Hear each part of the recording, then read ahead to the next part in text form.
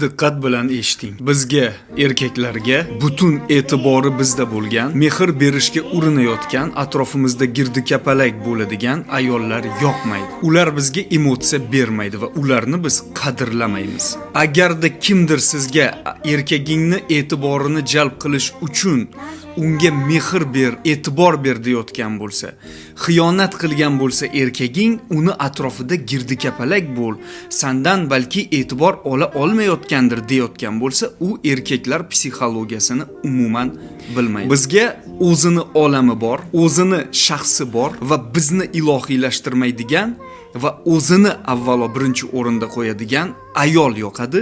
Kerak bo'lsa bizdan kuchliroq va kerak bo'lsa bizdan donoroq. Chunki bizni ilohiylashtiradigan ayol o'zini ikkinchi planga, ikkinchi darajaga qoldirgan bo'ladi. Uni biz qadrlamaymiz.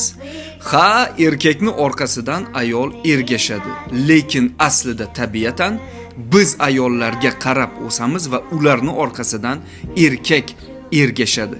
Ya'ni jamiyat va tabiat rivojlanishi, evolyutsiya uchun ayol dono, ayol kuchli, ayol o'zi uchun birinchi o'rinda bo'lishi kerak.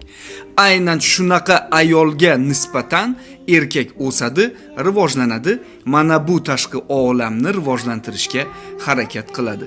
O'zini unutgan va o'ziga e'tibor bermaydigan, erkakka bor e'tiborini beradigan ayol uchun esa jamiyat o'zgarmaydi, erkak ham uni qadrlamaydi.